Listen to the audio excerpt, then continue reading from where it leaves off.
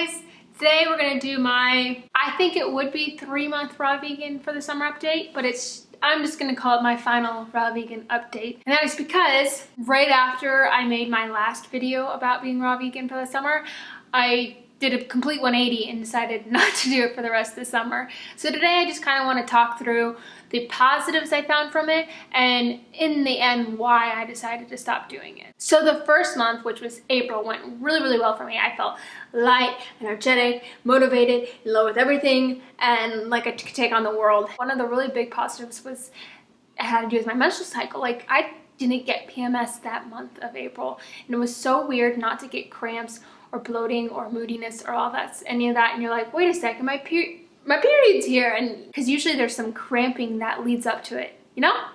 And I found that I really thrived off of 4 to 5 small meals a day. I will get into a habit. I'm very guilty of this habit of eating 1 or 2 large meals a day, and that just doesn't sit well with me. I feel like I've ate too much because I feel very tired and lethargic and just unenergetic. So I find that lighter meals, small light meals that add up to the same amount, if not more, just suit me better.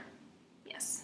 One of the first things I want to say is I find a lot of inspiration in people that are raw vegan or mostly raw vegan, because if you do it right, it works very well. And I started to get this negativity around eating and this guilt associated with eating cooked food, and I wanted to nip that in the butt right before it went anywhere, because I don't want to create unhealthy, like, negative thoughts surrounding food. I want food to be a very joyful thing for me, because it is. And so when I started feeling guilty about eating cooked food is when I was like, honey, like, this has to stop. So the first month was great. I really enjoyed it. I loved going shopping. I loved thinking about what I was gonna make. I loved eating the food, preparing the food, and all of that. But slowly, I don't know what happened. I stopped enjoying it. I stopped enjoying smoothies. I stopped enjoying salads, and I love salads. And like the staple foods, especially the vegetable dishes, I stopped enjoying. So I moved more into fruit, and that's where a lot of problems came from. I know there's a lot of like fruitarians and people that are raw and eat mostly fruit, and that works awesome for me, but awesome for them.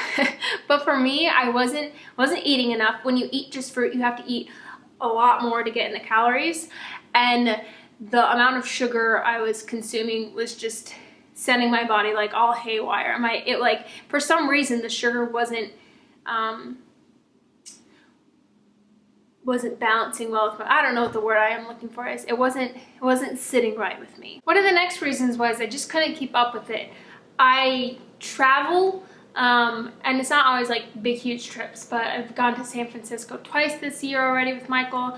I've been helping him with his kids triathlon series, and I knew I was going to be out of my house for that time, and carrying raw fruits and vegetables with you can get hard, and the preparation for it, you shouldn't be that much, especially with fruit. It's easier, but it's hard to, cut up and prepare a salad in the back of your car while you're camping.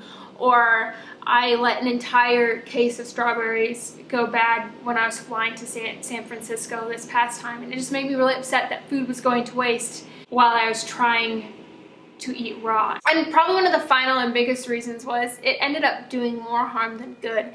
My goal at the beginning of this is kind of like to recharge and rejuvenate my love for fruits and vegetables, and it totally has. Like, I've put in more fruits and vegetables, like fresh fruits and vegetables, into my diet, and it's something that, especially now that I'm not just tied to them, I enjoy eating them almost even more now. I just have to balance out my meals better. If any of you are curious about trying out the raw vegan lifestyle, I completely suggest it. It's something great to try out. Try it out for a week, try it out for a month.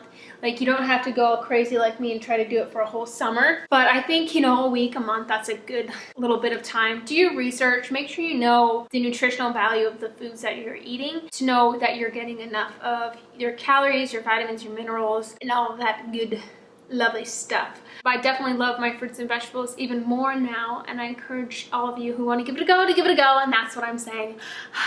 But for me, I will have to call this quits on only being raw vegan, and I'm not upset about that. I am happy with how far I made, everything I learned in the process, everything I was able to share with you, and now we can go forth and who knows, maybe I'll make some what I eat in the day videos for just vegan things, and they'll be very realistic vegan things because I'm not fancy.